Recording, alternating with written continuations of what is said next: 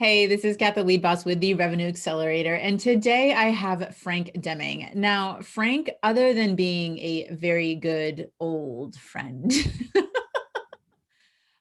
is actually stands out on his own. So, similar story as to probably a lot of us in terms of working a job, right? And burning, those 70 to 80 hours a week. Now he was, basically grew his business from a one-man show to a virtual team of 10 people in a 24-month period, which is a pretty phenomenal feat because a lot of people definitely hesitate when it comes to building their team.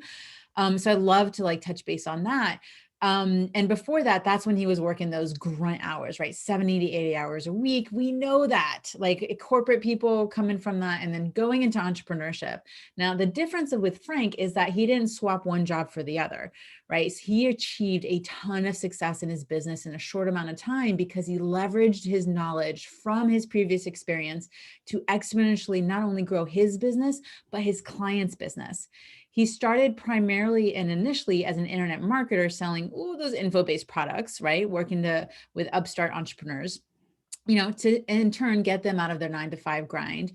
But after 5 years of trying to get that going, he really realized that his true passion wasn't in teaching clients how to market their business, but instead helping them enjoy an experience in their business of their own by helping them increase their revenues and grow their net worth. So in 2012, Frank figured out exactly what it was that he wanted to do. And he quickly grew his list, right, by creating targeted audiences and turned those prospects into high level paying clients within that 12 to 18 month period, right? So Frank living the dream that a lot of us are wanting to make sure we not only create, but duplicate. Some of his easy accomplishments are helping his clients consistently grow their revenues by 25% in 12 months. I'll let you guys do that quick math for you. And he is also, unabashedly the best-selling author of a book he released in 2020 called 7 Steps to Recession-Proofing Your Business, something that is pretty important, especially in that year. Frank, thank you for joining me today. Hey, thanks for having me, Kat. It's a pleasure. It's a pleasure to be here. I know it's been a while since we've been trying to get this on the books. So this is just your guys' friendly reminder to follow up and make sure that you're keeping in touch with the people that are important to you. Yes. So Frank, I kind of gave a little, high level summary, but in your words, what do you do? I help small businesses, and when I say small businesses, most businesses that I help is in around 2.5 to $5 million in revenue. Mm-hmm. I do have packages also for startups, but that's another thing. But I help them not only just get noticed on the internet, but actually create uh, opportunities for them to grow their business. Because our slogan is revenue growth specialist, because we focus on buyer personas of the clients. I have a very in-depth process of getting to know who my client's is, and it's that's the important thing. And sometimes it's hard because, I should say most times, they don't know who their client is. Unless you're a divorce attorney, that's different. They know exactly who their There are client some gimmies, right? Yeah, and Out personal there. injury attorneys, they know. But even in there, there's specialists, right? Because there's people who get divorced at all kinds of different places in their life at different income levels. And so there are specializations even That's within true. those niches. That is true. And not only that, there's some attorneys that refuse to. I'm not going to name many names, obviously, but they refuse to work with women. Um, Yeah, they want male clients who want to get divorced. right. And that's where I try to find them. So, we specialize in that, and we use the technology the right way to find those people Yeah. for our clients. And lately, for some reason, there's this huge boost of coaches. I've been working with a lot of coaches lately, which is weird. But I think it's because of COVID. Yeah. Um, but yeah, that's what we do. We get you noticed, and we get your revenue and we get you revenue in your pockets. Yeah. I mean, which is what everyone's trying to do, right? If you're in the business of being business, yes, yes, yes, we know it's all about the impact, and the money is a reflection of the impact, right? So Correct. we got to talk about the ego, where the mind goes, because if you're not providing, so I don't, and let me clarify, providing for your family isn't just being able to pay the mortgage, right? I call it Mm-hmm. comfort plus, right? So it's still being able to take those vacations. It's not, it's, you have the security of lots of reserves, right? Is what we're trying to achieve. You hit on something like super important. And, I love that you mentioned that you have a huge detailed process behind it, because I think, when someone hears a business that's earning 2.5 to $5 million in revenue and is still not crystal clear on who they are trying to attract, right? I think that this is a pervasive problem in a lot of Yes. businesses, not only in people starting their business or multiplying their six figures, but getting past multiple millions. What is something that you think people really need to take a look at when it comes to who they're trying to work with? Yeah, it's funny, Kat. That's a interesting. This may be a long answer to that question because Good. I'm gonna answer that with a story, if you Guys, don't this is mind. called story-based marketing. It's what works. Pay attention. There's someone here who's a pro, and if you like, this is just my call out of like, when someone who's an expert in their field, don't just listen to their words. Absolutely listen, but listen and look at the strategy that they're leveraging to communicate information. Just needed to put that little asterisk there for people. Thanks for that, Kat. That is so true. So it's so funny. I have a client of mine who I think was at the time making about 4 million, and he had no clue who his ideal client was. He Mm, kind of got there mistakenly, you know, because he was a very popular person, charismatic, left his corporate job, started his own law firm, mm, and cut some partners with him too. So and then he just started, and he kind of got there by accident. You know, not everybody is that lucky, but he also realized that he needed to grow somehow other mm, than the way he was growing, because he would go to any kind of law, anything where lawyers hang out. mhm, Now lawyers are great because they give each other a lot of business. mm. There's this whole inner, They know their lane, yeah, right? So there's it's not like this, a there's an abundance mindset, I think, more yeah, so. As stringent as it's crazy. lawyers seem, right? In terms of like, Mm-hmm. they feel very cold-hearted and very, well, legal, Mm-hmm. right? Yeah, They do present themselves in an abundance, like, they don't know that they're doing law of attraction, but they are. they're doing law of attraction. But I don't know if a lot of people know this, but although they refer these people, they get paid for that though. It's one of the industries that they can do that. There's some Yeah, industries I know, in terms of like healthcare professionals, sometimes they can't they cannot. Right. accept those things, but in that instance, yep, An they can. attorney, they get paid. So anyway, so So they're he's motivated by it. They have an incentive. exactly, they have the incentive. So they say, hey, you know what, my firm isn't as great at this as your firm, so I'm just going to give you this. I'm going to refer you to Kat Stanzik, because Kat Mhm. Stanzik needs that type of service, and I don't want to mess I that mean, up. we could do it, Right. but we're better served by making sure that we work with our ideal clients and not by making exceptions. Exactly. Yeah. And this guy did not, he's a bankruptcy attorney, by the way. He did not know who his ideal client was. He just says, oh, someone's looking for bankruptcy help. Okay. That does I me mean, no, sure, that narrows it down, right? yeah. But I mean, but that's obvious because yeah. you're a bankruptcy attorney. So anyway, long story short, after hours of kind of grilling him, we came up with a persona for him. Mm, And we said, there's a ton of those type of people on Facebook. mm. We ran a Facebook campaign, and the rest is history. So now he doesn't have to rely on these attorneys giving him leads all the time. Oh, total freedom. So yes, he still does it, of course, he's not going to turn it down, but here's what we also found out: it costs him less per lead doing it on Facebook than it did paying these Yeah, guys referral. on the referral fee. I mean, it's No just brainer. dollars and cents. They make sense, right? Like, So I mean, I don't know if that answers your questions, but that's that's the process, and that's the importance of knowing who your persona is. Who is that person that you're working on? Because I mean, any platform do it. That was a Facebook example, but we can do that on Google too. I could do it on LinkedIn. I could do it on Mm, Instagram. I can do it mhm. anywhere. But as long as I know who that is, then I got to pull it out of you sometimes. And it's like no one knows. Well, I Yeah, shouldn't say no one, because I have been running into some people that know, nope, here's who I'm looking for, and I don't want to work for anybody unless these they fit this criteria. Okay, right. cool. We'll work on that. Yeah. I mean, it's always great when people have that insight and clarity. So, what are some things that people should make sure that they're identifying when it comes to, whether it's identifying that person on paper or identifying that person online? Because that's, I think, where a lot of people, they kind of get to an avatar, if they will. They're looking at maybe some psychographics or demographics. Like, what do you see as being one of the missing pieces that people aren't considering when it comes to being very clear with their ideal client? Yeah, they're not really considering their habits, like, and it's so hard. It's hard. Um, but with technology, it makes it easy. So we have this package. It's called the local omni channel package.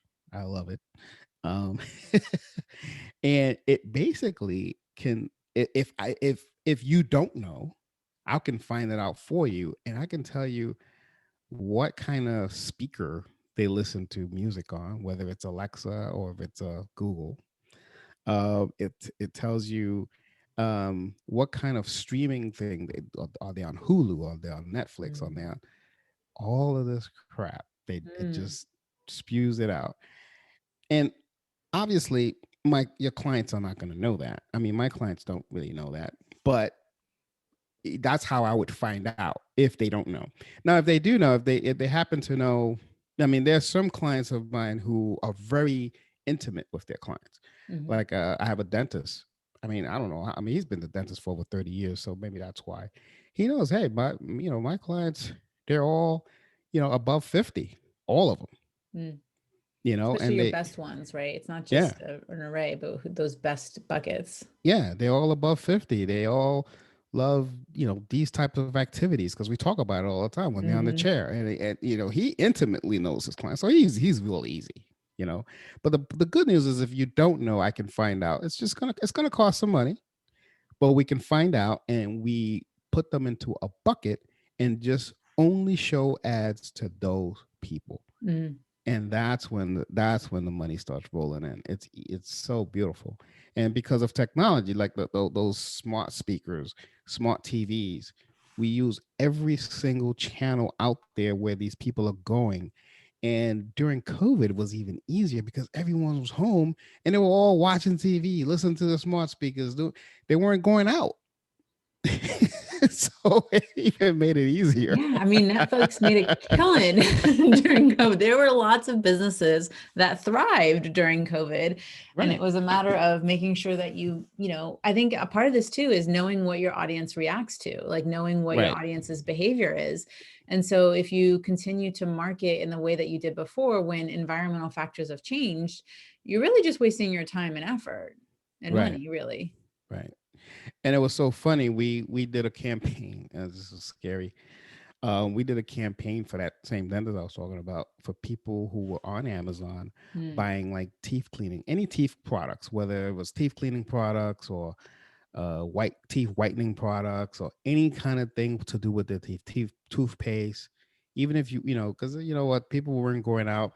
They were like, you know what, I'll just order my toothpaste on Amazon, right? yeah. I mean, So people were if willing to pay a premium for the right, convenience. Yeah. so if you're buying that on a regular basis and you live in this vicinity, 5 mile radius from this office, you were going to see an ad.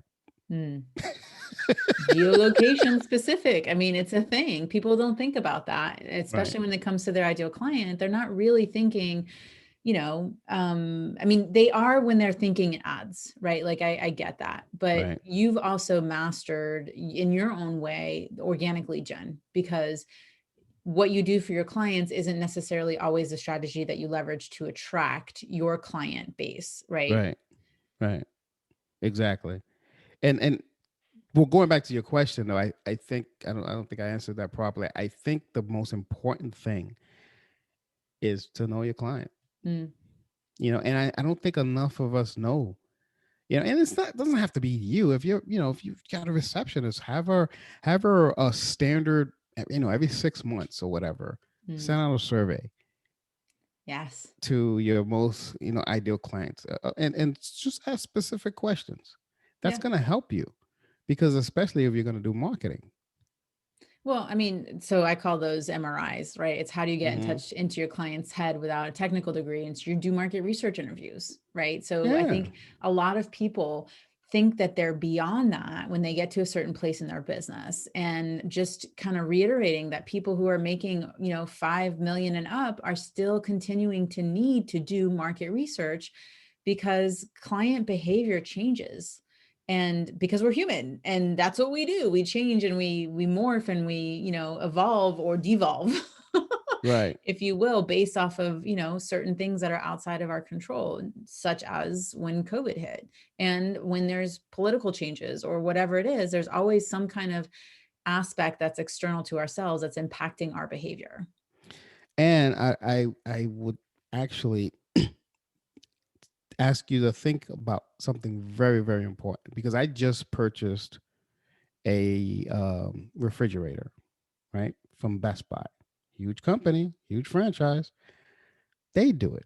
Why? After I purchased, after they delivered it, they were asking me a bunch of questions. They're Mm, collecting data. all the time. They're collecting data. So don't think, oh, well, I don't want to do that. The big boys do it. If it's good enough for them, it's good for you. Mhm. Model what people are doing. Model what's being done to you. If you're a business owner and you're out and about, just don't go and have the experience, right? Go have the experience and say, what did I learn from that? How can I model that for my business, Mm. especially for marketing? Yes, yes. I love that. I mean, a lot of times, most of the information is readily available out there in terms Oh, of yeah. being able to consume strategy. Now, we know that the reason people work with people like us is because they want our brains specifically on their business. Hmm. Tactic and strategy is one thing, support and guidance is an entirely other area, that requires that human engagement and interaction. Right. What are some things that you're seeing people are kind of jumping on as a trend when it comes to lead generation right now that's working?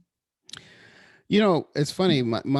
I've been, my clients are adverse to this, but I got to tell you, man, TikTok, For friggin' for TikTok, any industry, or are there any even, even, restrictions? even attorneys, man. I mean, it's, I see, they refuse so far. I mean, I'm going to get one or two to agree with me, but I've seen some phenomenal ads on TikTok that So I'm like, ads that's it. or presence, right? So like, are you building your platform presence, or is it just doing some ads on Just, there? just ads, Just ads. just Okay. ads. And it's not just kids.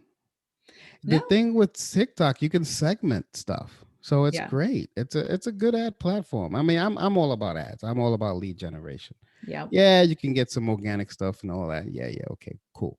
But if you want to get aggressive, get some ads. And I think that's the growing trend right now. TikTok is like the new Instagram, in my opinion, but Yeah. with video. I mean, I'll be honest, I just started getting, I mean, I've had it on my phone. I didn't really watch it. I wasn't really kind of getting into it. And I think over the last 2 weeks, I started watching it, and I'll tell you, 30 minutes goes by like that when you're just flipping and going and engaging with stuff. Mhm. It's that mental release and all that.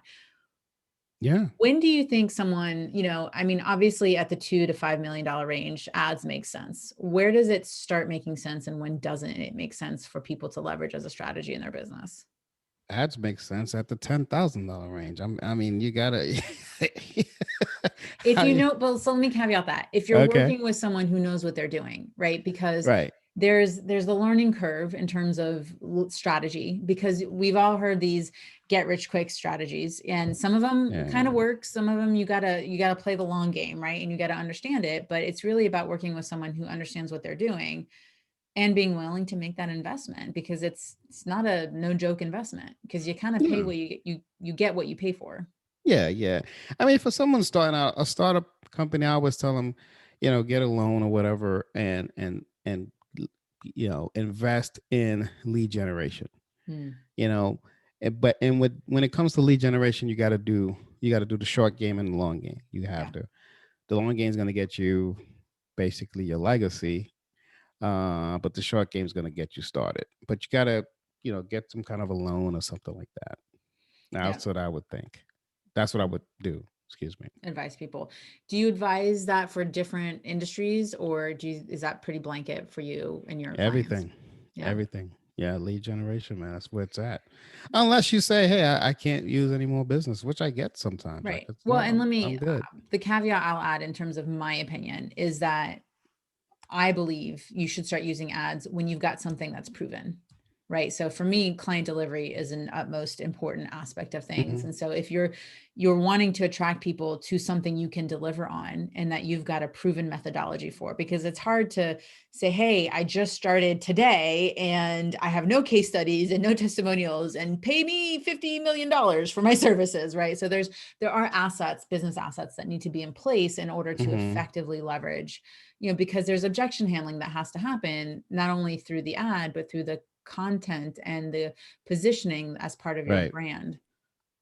Yeah. I mean, you would think you can handle something like that with some FAQ page on your website, but yeah, you're right. You have to have some sort of a solid.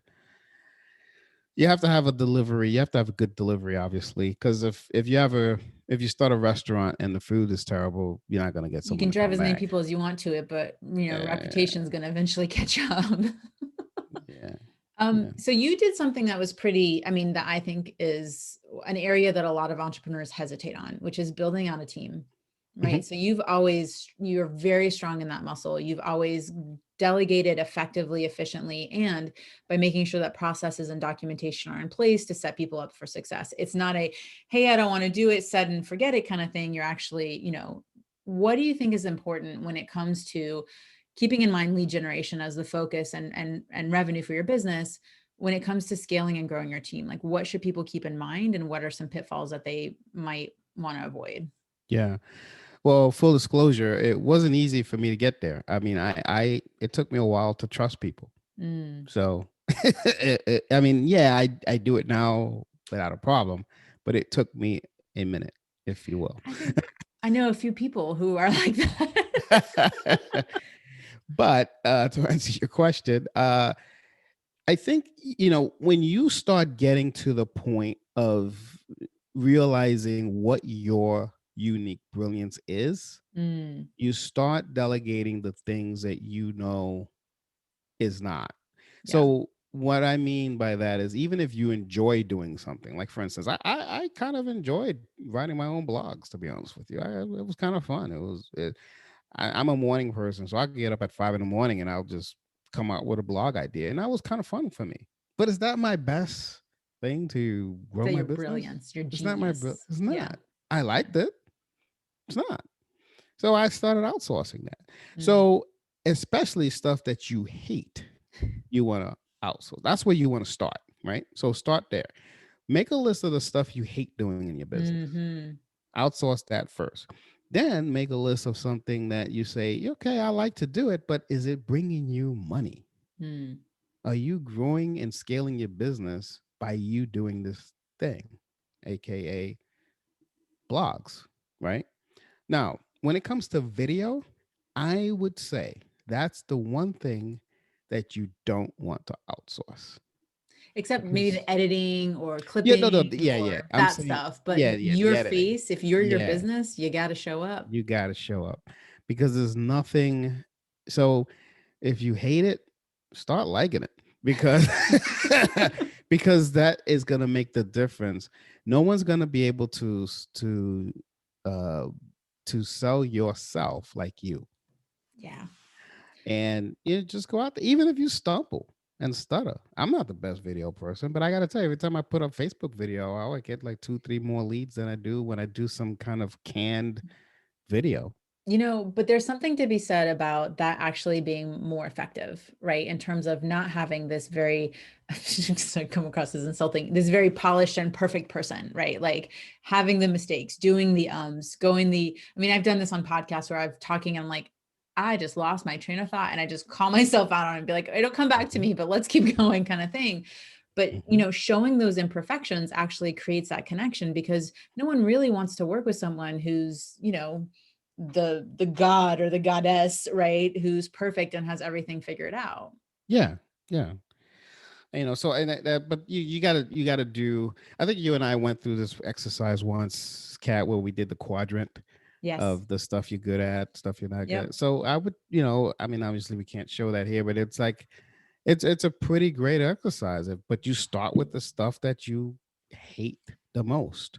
So, I'll And explain it real quick because actually, in my very first book that I wrote, I have an exercise that's very similar, which is, so basically it's a quadrant and your top, upper, right? So, if you're looking at the video, top, upper, left, right? If you drew a graph, is going to be your brilliance, your genius, the thing that you are the most, like you are the person who's going to be able to do that the best. Then right. you've got your excellence, right? And that's the top right. So, right, this is where you're going to be doing, your best work. Then you've got your good, right? And that's that bottom left quadrant. And that's stuff that, yeah, like, Frank, you're good at doing blogs, but probably shouldn't be doing it, right? And then Yeah. there's the I hate it, it sucks. This is the bane of my existence, bottom right Mhm. quadrant. Everything that's below that line, right? Bottom left and bottom right quadrant, all of that needs to get delegated out at some point, Mhm. right? And so you phase it, obviously. Eventually, you get to a point where your excellence also starts getting delegated. And really, you're supposed Mhm. to be focusing, you know, all of your effort, 20% of your effort produces 80% of your results. That's right. Right. And so if we're looking at what is that stuff that's in the excellence and spending your time on that, then that's how you create true time freedom in your business because you're only That's right. spending 20% of your time doing the most impactful work and freeing yourself up to enjoy life and time the way that you want. And to be honest with you, I mean, it doesn't even feel like you're working. Exactly. That's the best part. That's when you're in that that zone, right? Where time almost ceases to exist. You look up and all of a sudden it's been 3 hours and it's not exhausting. That's the other thing. Right. Because there have been times where I remember back, sorry, trauma back in the day in the corporate days where I had to do, reconciliations every month. I did Right. bookkeeping, had to do reconciliations, and time did it did go fast because I was hyper concentrated, but I was exhausted after it was done. Right. And so these are activities that fuel you. So it spurs you to want to do more, but it also doesn't, weigh on you in terms of it being something that you're not looking forward to doing. Right.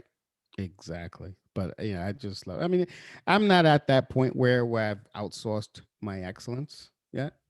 Um, there's still a few things that I can because I'm having fun. Man. It's kind of cool. I think that's the barometer, right? Is if you're having fun and it is moving your business forward, and even sometimes if it isn't, if it feeds your soul, right? Like that's important too, because sometimes it's doing things like, yeah, doing crafts with my daughter doesn't necessarily make me money in my business, but in a way it does because it makes me feel good about me and my Right. relationship with her. And so then I show up in my business, right? So sometimes the return isn't necessarily monetary, but it's in terms of your energetic space. Yeah. Love it. Well said. I love This that. cat's going woo. No, I like it. That's cool. I like it. It's very good. Super So cool. how much of that do you see happening with your clients in terms of, you work a lot initially with their who, right? In terms of making sure that they're like, if they're not completely aware of who really their ideal client is, making sure that's tightened up, Hmm. then finding them online, leveraging Facebook ads, Google ads, AdWords, all that great stuff. Then like, what's that next step? Is it looking at their time and their teams? Like, where do you help them get that 25% ROI in a year's time? Over their total annual revenue. How do you Hmm. help them get that? Yeah, the first 3 months is a lot of information gathering. So, running these ads is going to tell me a lot about the people who are, opting in or calling, Mhm, etc. mhm. Then you optimize that. Usually they start seeing that 25% when they start seeing the writing on the wall that the 25% is going to hit or exceed is usually around month 6. Is like, yeah, this is happening, you Yeah, know. it's a runway. Yeah, and at that point where, and I think this is probably the next phase of my business. I don't have this yet. At that point is I have to connect them with, maybe a business coach that can show them, well, this is how you scale. Mm, Because what happens is sometimes, and it depends on the client, but sometimes they get a little overwhelmed and they ask us to, either tone it down, or maybe, hell, okay, if let's say they're doing Facebook ads and Google ads, they'll say, yeah, let's cut down on the Google ads, let's just keep Facebook for now, or vice versa. and I'm sure that kills you. Yeah, because I know that's not the right move, because if you want to take Yeah. over, because I don't have a business growth arm. I mean, I do have a business growth arm, but I'm talking about a business coaching arm, I should Yeah. say. It's just, hey, this is what you do, but you have to be ready when it Right. comes. Right. Or you have to have some kind of system in place. A lot of times, the mistake, especially attorneys, they do this all the time.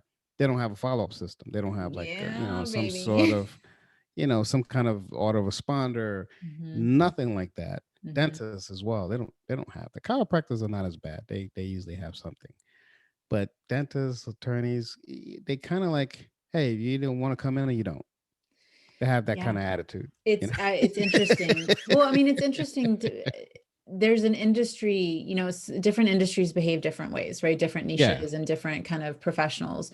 And I've seen that same thing, having worked with, some chiropractor clients and having worked with brick and mortar versus online, looking at their Hmm. behavior. And when there is a foot traffic, meaning physical feet in Hmm. front of your physical place, I see that being a very common mistake, is the follow-up strategy, and just Hmm. a, hey, how you doing? From your chiropractic office is, it's an easy way to multiply revenue, because a lot of times it's not that people don't want to, is that they don't remember. And keeping front of mind is actually one of the most important strategies any business and any industry leverages, because that's marketing, right? Yeah. Is it's not just getting their attention, but it's reminding people that you're there. It's why it's easier to resell someone than it is to acquire a new client. Exactly. And I always tell people, remember, you paid money to get that guy in the door. Hmm. So Lifetime customer you value. want him or her to come back. Yep. Um, for something else. Okay, okay, divorce attorney, you probably don't want him to come back, right? Well, statistically speaking, someone who gets divorced one time will get a second time is 50%, third time is 70%, and a fourth time is 90%. So statistically speaking, there is a No, positive, pretty good chance that that person's coming back. but you wouldn't happen to know anyone that's in that predicament, do you? No, no. Oh, okay, cool. I wasn't even trying to point fingers. I was just saying I knew that statistic. That's funny. You've been working with a lot of divorce attorneys, I guess. I'm just No, joking. it's just I'm a treasure trove of random ass facts. So There you go. if it There you helps go. me make a point, I'm gonna know it. Yeah, yeah. No, that's true. So and even so, some of these attorneys, they don't want to take on the effort of, it's all right. I don't want to That. email them. I don't want to. Mhm. It's just But whenever there's they. a sales trigger too, right? Like I think like in terms of like I don't want to be salesy, I don't want to be pushy, I don't want to, It's just information. yeah. If you're top of Yes. mind, if you're top of mind of these people, whenever they need you, they will call you. Hmm. You Or spent refer money you out or because they'll, refer you. right? I mean, Right. so here's what I say, because I'm sorry, little soapbox moment. A lot of times people think of leads in a one-dimensional way, meaning they Mm, think leads, client. right? Like this is like, that's the only way for a lead to be able to come to fruition and be worthwhile. Whereas what I want people to think about is when it comes to leads, it's multidimensional, meaning when you have a lead, it's not just the client. So if you think of you're in a room and there's all these doors around you, one of them says client, the other one says referral partner, the other one says, affiliate, another one Right. says, whatever. Like there's just all these doors of opportunities, podcast, speaking opportunity, even friend, right? We never know. Right. But every time you walk through one of those doors, all of those doors become available to you again. And that's how you take a lead and turn it into an infinite supply. But it doesn't work if we're only thinking about people in a transactional way, right? And so if we're building the relationship and we're building the systems and the processes to keep us front and top of mind, that's how we create this experience where people's Right. businesses start booming. I'm sorry, I just Right. had to. No, no, no. I love the passion, and it's true. And that's the way it is. But it's hard. My crowd is a little different in that mindset. I think it's because their whole goal, I expect, and I'll stick with the attorney's example. Their whole goal is getting in and out of court, settling their cases, winning their cases, or whatever that is. Mm-hmm. That's their goal.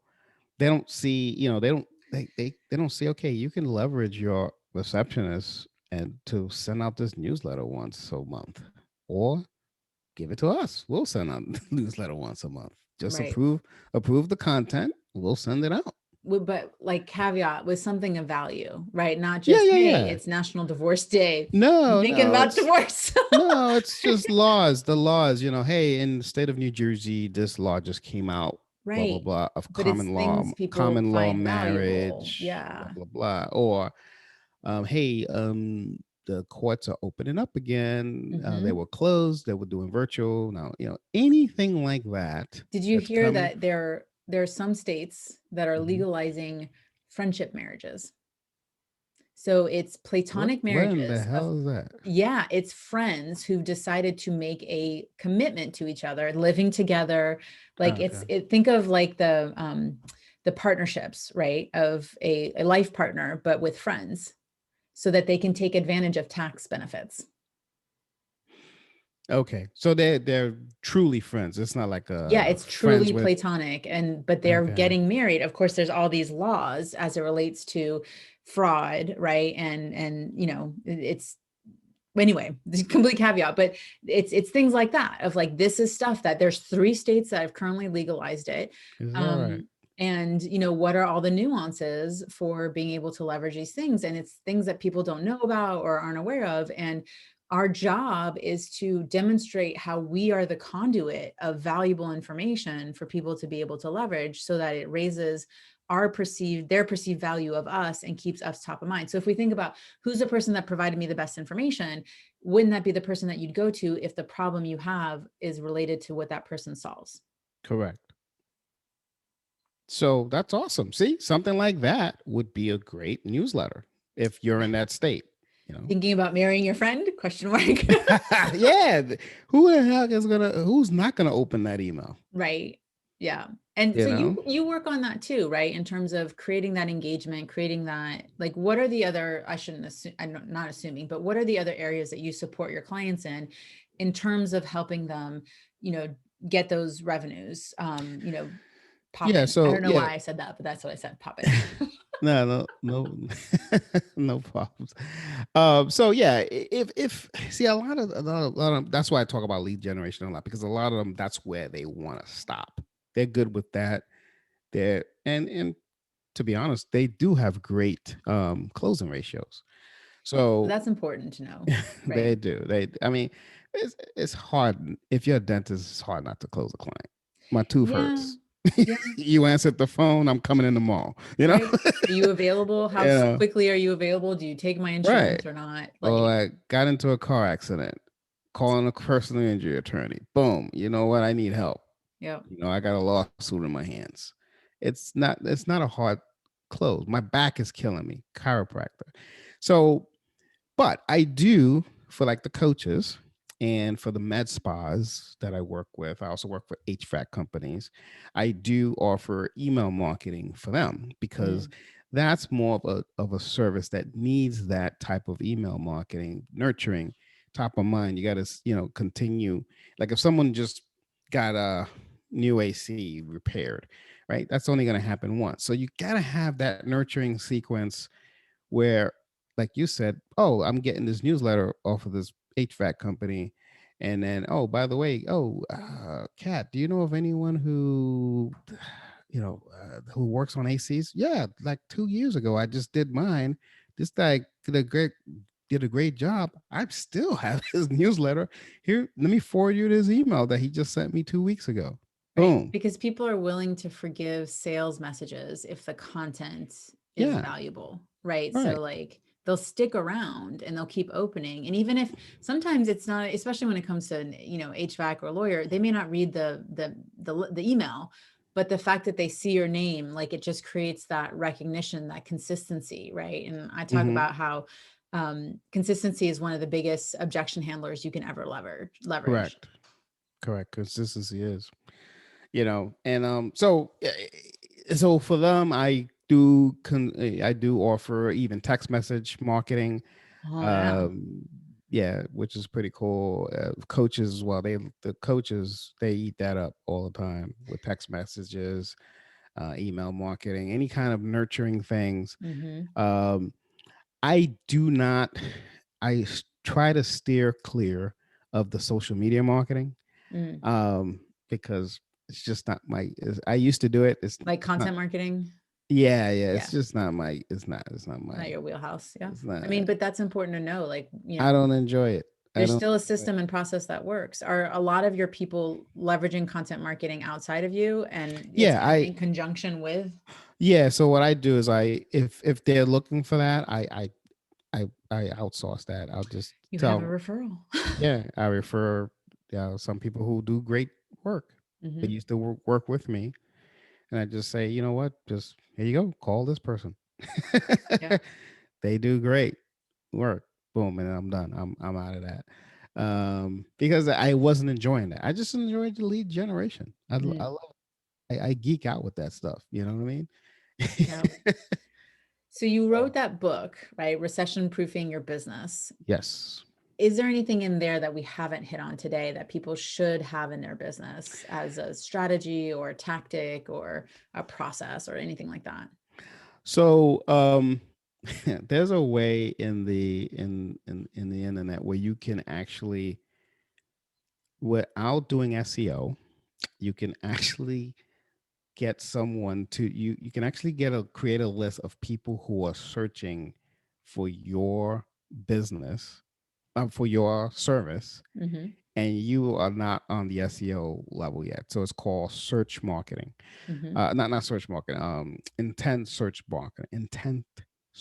marketing. So I can siphon, if you are looking for you know a bankruptcy, no, not a bankruptcy attorney. I don't want to call that Please. into Plumber, a right? trademark attorney or a plumber or Yes. something like that, right? And and one of my clients is not up there yet, and he's doing SEO. I can then know that Kat Stanzik looked for this in the last 30 days, and then Mm-hmm. show you display ads on, say, Hulu, if you watch Hulu, right? Or It's a good thing I pay for the ads-free version. right. Yeah. Don't guys, don't do that. Don't listen to it. Don't pay for the ad-free version. So that way my clients could, anyway. So you start seeing ads that pertain to that. So that is something that's in book that I go into detail, explain, how that's done, and and the value of that. Yeah, for sure. I mean, it's another way to segment, identify, your Hmm. ideal clients in a way that a lot of people aren't thinking about it. Right. And it actually it catapults your SEO, because Yeah, it's actually an SEO service that we offer. But SEOs, it's going to take 6 months, depending on how competitive you are. It's going to take right. six to 9 months, but you don't want to wait 6 to 9 months. So you do this, and you do some display advertising while the SEO is getting kicked in, and then you turn that Mm, off. yep. I love that. I love the long-term and short-term strategies combined together to create that impact. Frank, you've been amazing. I know you have Mhm. some resources available for people. How can people get in touch with you, get in touch with those? And any links that Frank shares, I'm going to pop in the show notes. So don't worry if you guys can't catch it. Yeah, no problem. Yeah, so I like to help people, and one of the interesting things about online marketing is that there's a step to everything, and the number one step is unfortunately now it has to do with your online presence, because if your online presence isn't on point, Mm, you could do anything and you're not going to get recognition. So I'm going to offer anyone who wants to get a online presence report to see where they stand, and then try to get that fixed. And they can just go to my website, which is lbmsllc.com /online presence report. And you'll put the link on the show notes, because I know I just said a whole bunch of stuff and no one's going to remember that, but there you go. it will be down there in the show notes for you guys to reference. Frank, any parting words for people? I mean, that's a huge resource that I think a lot of people are definitely going to go to and leverage. hmm Parting words is show up. That's my Mm, parting word. Show up. Don't be afraid to show up. Um, and video is not going away, so don't be afraid to show your face. Those are my parting words. awesome. Thank you so much. You're welcome, and thanks for having me.